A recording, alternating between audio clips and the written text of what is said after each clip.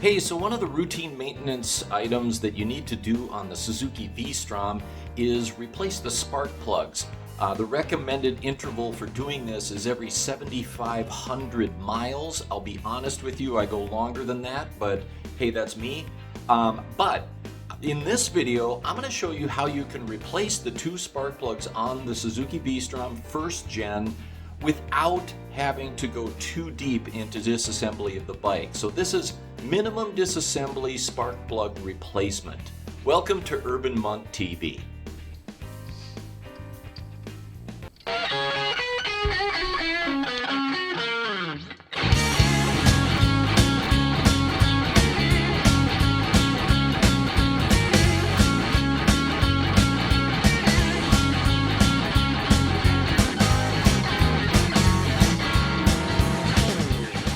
Okay, so every 7,500 miles, the owner's manual, the service manual for the Suzuki V-Strom first gen, so 2004 to 2012, I believe I have that right.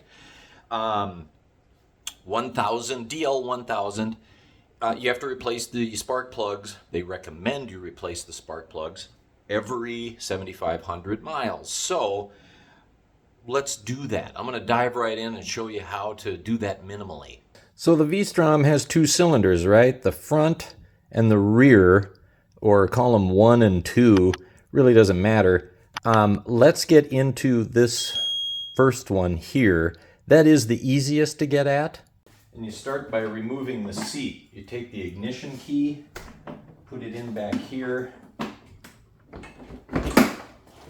pull the seat off. The top of cylinder number 1 is right here under the tank. So the next thing is to remove the tank, and I've done this many times before in other videos, but I think I will show how to remove the tank specifically to this video. We need a 12 millimeter here and a 10 millimeter, two 10 millimeters at the front. I just put these up here. Keep track of them. So, you know, now we're loose here, but I got to get these side covers off. These just pop off. Oh wait, sorry, there is a bolt up here. This is 4 millimeter Allen or hex.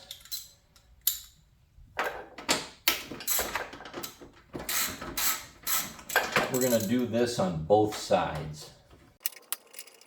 Once that screw is out, then this whole thing can just pop off. And do the same on the other side.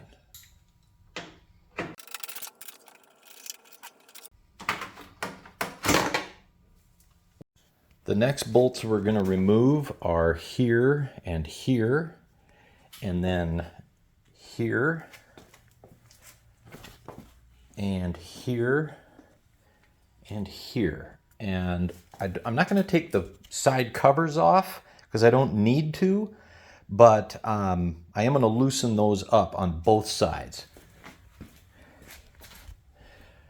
Here, here, here, and here.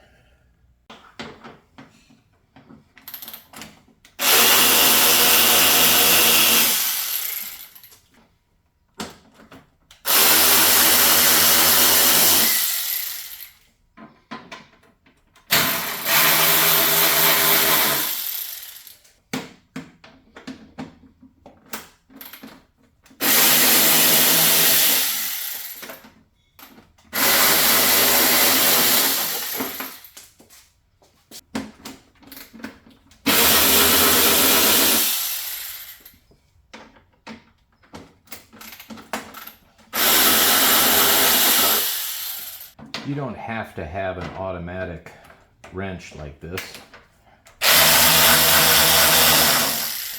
It just goes a little faster, but you can do it with hand tools or manual tools also. These little pop fasteners, I just use the end of the 4 millimeter. You could use a screwdriver or any pointy thing, but you just push in on them. That releases them from the underside now. You can lift them through, and they just come out. And then to reset them, you push it like that,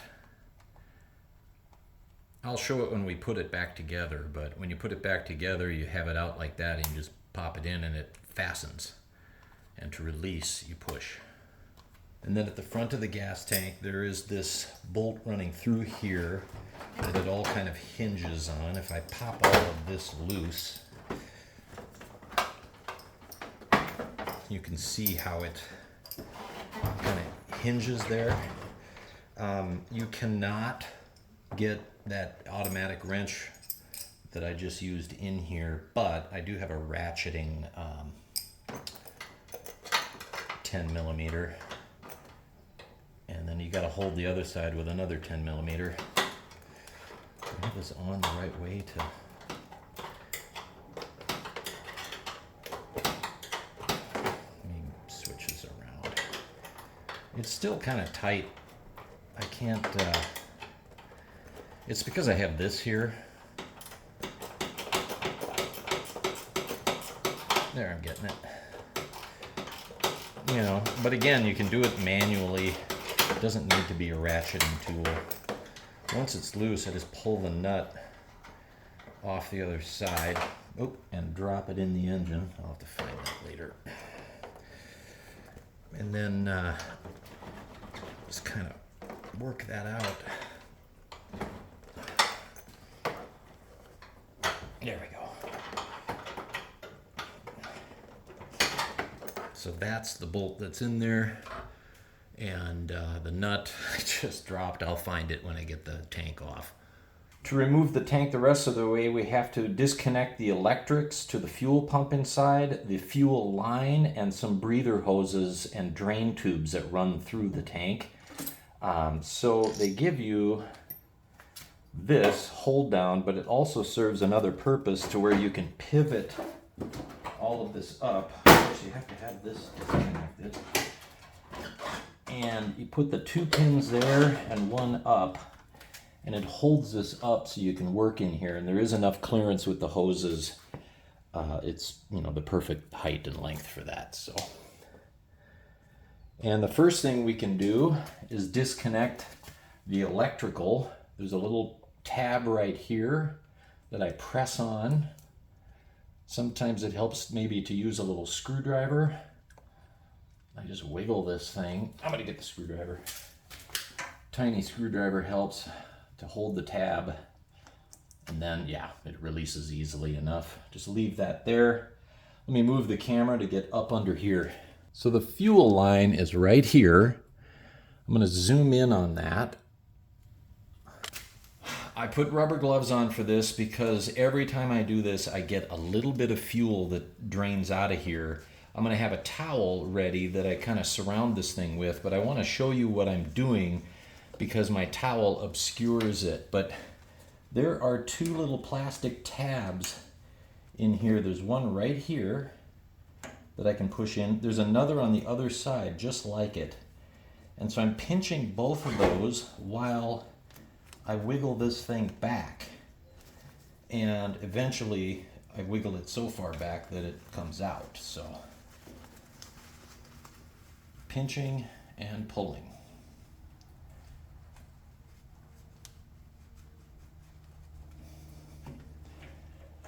And there it is. I actually got very little fuel, but you know, as much as we love the smell of gasoline and working with machines that burn it, it's not good for us. So put some gloves on. It's got hexane in it, which is a nasty molecule. And then on the other side, there are 2 hoses here. This guy, which I'm going to get a wrench because there's a hose clamp on it. Sorry, not a wrench, a pliers. And then this little drain tube. This can just be popped off. This is a drain tube from if you overflow up at the top filler. There's a tube running through the tank to drain any overflow down. Or if water gets up there. Let me grab a pliers. So pliers like this to pinch that hose clamp. And then I can just move it back and wiggle that hose off.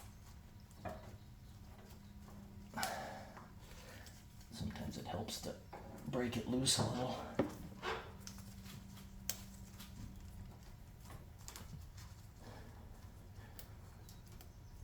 Fiddly thing.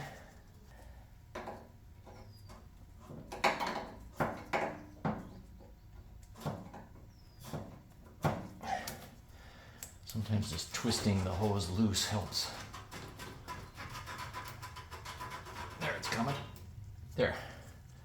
So now you got a better look at it. It's just this kind of a hose clamp.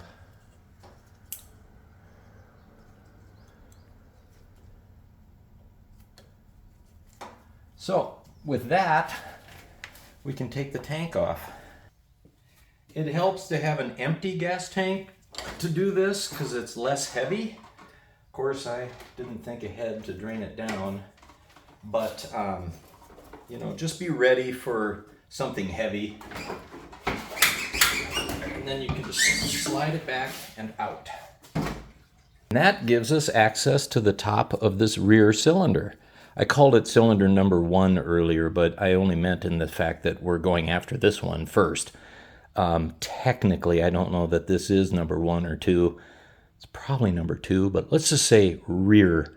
And then you got your air box here too. I have a video on how to replace the air filter. Obviously a very similar process, but this video will go further because we're going to be dealing with the front cylinder and the spark plug in it. But that video can be seen here. And so to get at the spark plug in this cylinder, this is the spark plug wire and the cap on it. And I'll just wiggle it and pull it up. Now it's pretty deep. It's that fuel line. Let me put that down here out of the way. It's pretty deep down in there. So you're going to need an extension for your 5/8 spark plug wrench. Oh, and I got to make sure, yeah, that's unloosened. And it helps to have a good insert in this spark plug socket that holds the spark plug. This one's not so good anymore. Once I fit that down on there, I can loosen the plug up and thread it out. If your spark plug socket is better than mine, it'll hold the plug and pull it out with the socket. Mine doesn't, so I got to get a pliers and pull it up out of there. I just use a needle nose to just grab the top of it. Just right there. And there it is. The electrode looks pretty good, a little worn. I pushed these pretty far.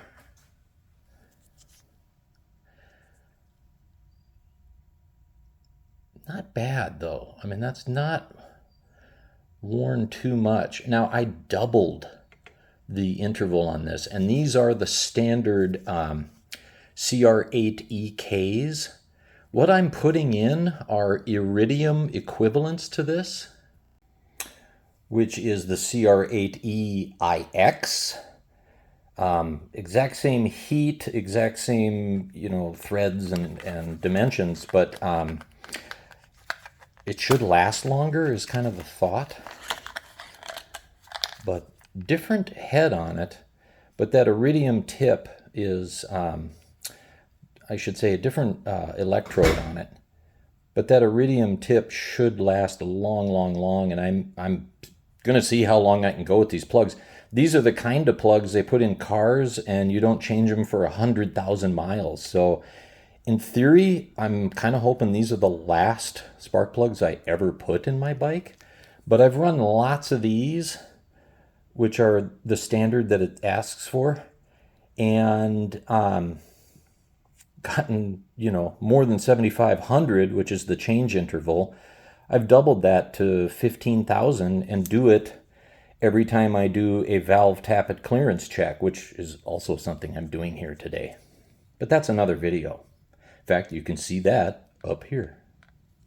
Now I'm going to put the new spark plug into this rear cylinder, and one thing I have always done as a matter of practice is put anti-seize lubricant onto the threads of all my spark plugs in my cars and motorcycles. I've done this since I was a teenager, and it just ensures that the metal, because this is a different metal than the aluminum on the head, and over time, when two different metals are together, they'll corrode a bit and kind of become one, and it can be hard and even damaging getting them out. So I like to put anti-seize lubricant on. I don't put on much, like a little squirt.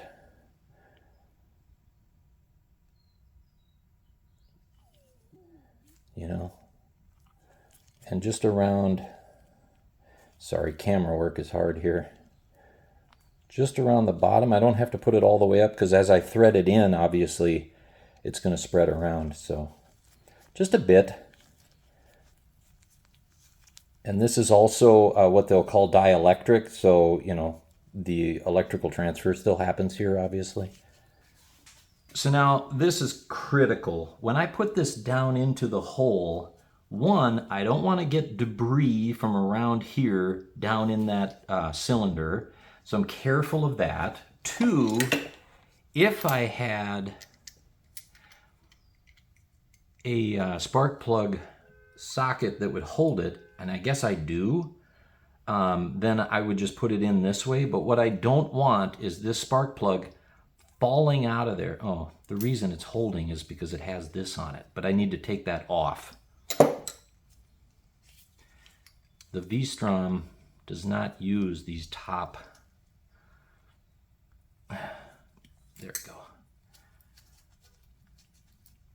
So this is the reason why my socket doesn't hold these spark plugs, because on the V-Strom you remove this little, I'll call it a nipple, I don't know. These are not meant to work with that nipple. They pop right on like that. So now you'll see when I put this into here, it'll just fall out. I don't want to drop it down in there and have the electrode hit at the top of the head and bend that gap and narrow it. So I'm going to place this in very carefully with my pliers and get it centered on the hole down there. And I can even give it a little twist and start it, but it's not that necessary. Then when I put this in, everything settles into place and I can just thread it down in. The next touchy thing is how much to torque this down.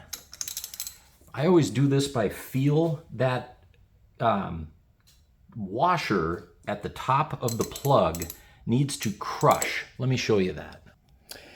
If you look at this washer here that my thumb is fiddling with, the old plug is on the left. The new one that has never been installed is on the right. You can see how that washer gets crushed flat. That's what I'm attempting to do. Well, I'm not attempting. I'm going to flatten that washer, but not over torque this to the point where these threads strip out the top of my cylinder head. So I'm going for the feel of this. I can feel it hit. I can feel it give resistance as it crushes, and then I feel it like really stop. And that's when I stop putting the torque on it. So it's giving me resistance.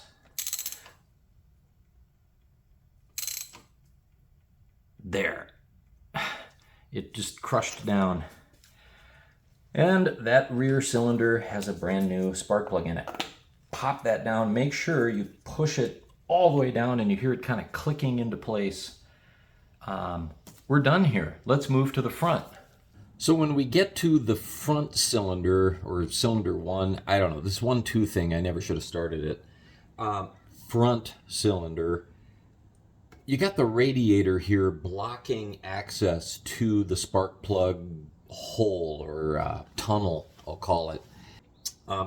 Because we're not necessarily doing a valve tappet clearance check here in this video, I'm going to show you how you can get at that spark plug without removing the radiator. And the first thing we have to do is this lower fairing piece has 2 bolts on either side holding the bottom portion of the radiator. We're going to take those bolts out.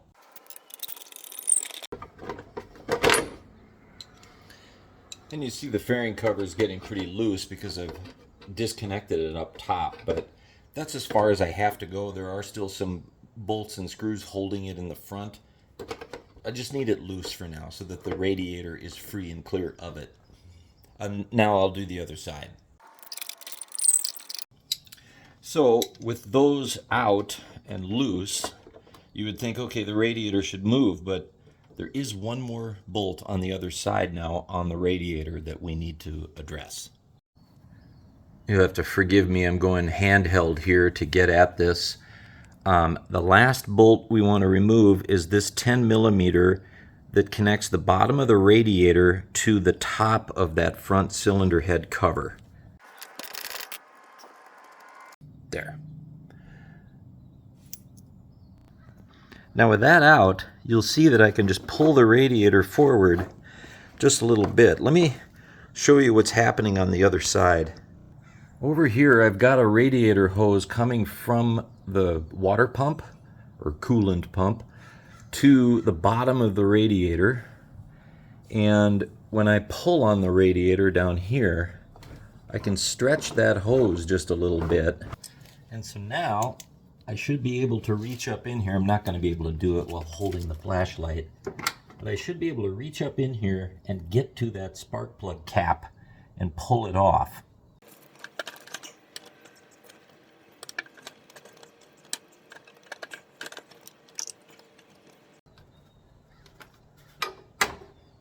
Something I want to note here is I am being very careful on the back side of that radiator not to contact those fins and fold them over and smash them up. You want airflow going through those fins, and they're very fragile.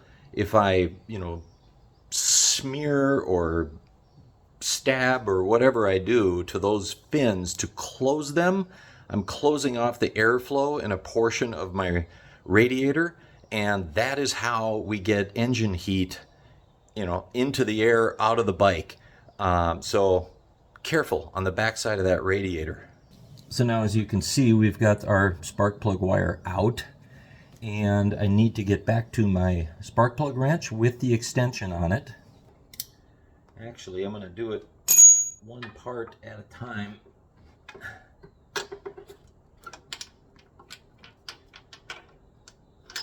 First the socket goes in, then my extension. You need one of these shorter extensions, critical.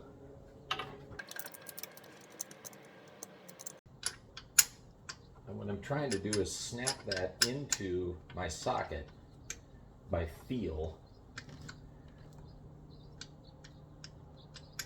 And I am on it. And it barely reaches outside the head, but I can now get my ratchet onto it. It's a little tricky because I can't see what I'm doing. There we go. Oh, I ended up flipping the ratchet direction.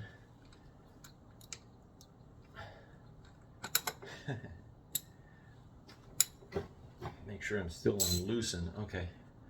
I must have touched it on something. There we go. And I'm on that spark plug now. Now I can get it loose. Holding the radiator back while I thread it off. At some point I can remove the ratchet and just get my hands on it and start spinning it out.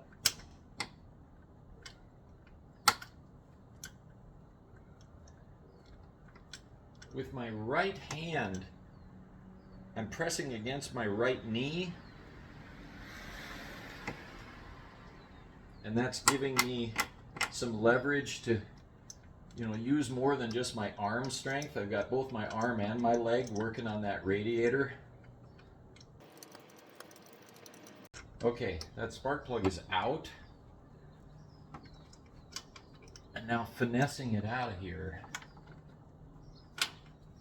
is going to be tricky because it doesn't come with the socket. It's now loose and in there.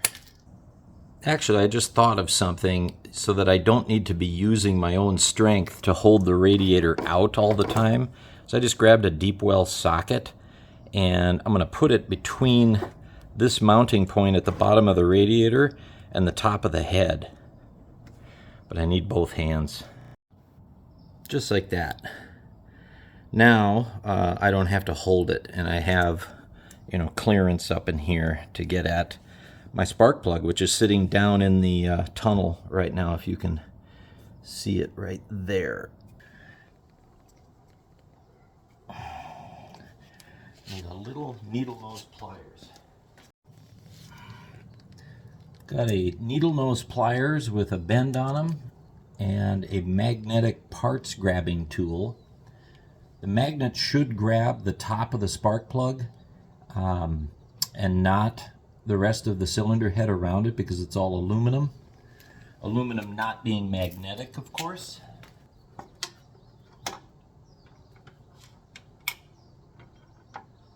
And there I got it.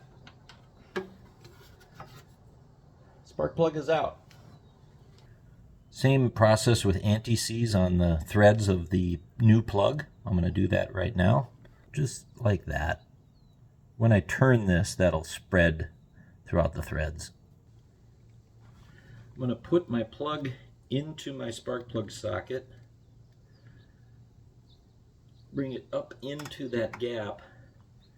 I want to be able to see this as I go in so I'm actually lying down on the ground.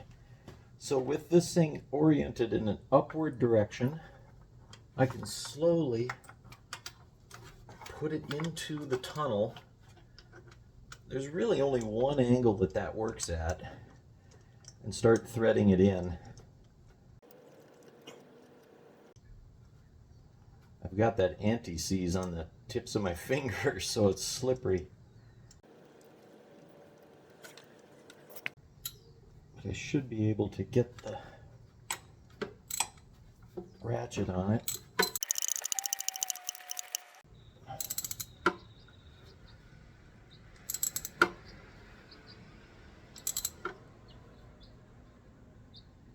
Same thing with the torque. I'm trying to feel that I'm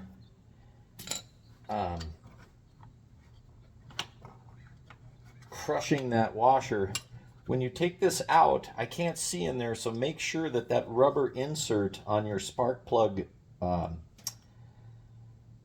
socket does not stay in the tunnel up here on the spark plug itself. Make sure it came out. And then just return your spark plug wire and cap back onto there. And you're done. Now, here. And now just reverse the process.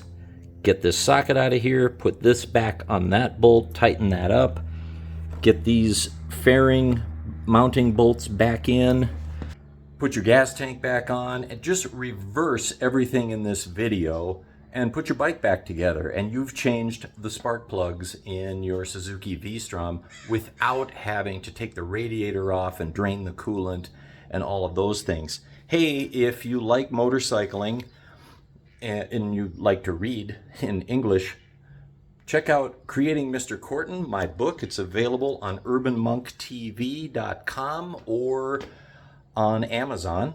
And if you like this video, click that like button and subscribe if you want to become an urban monk. Thanks for watching.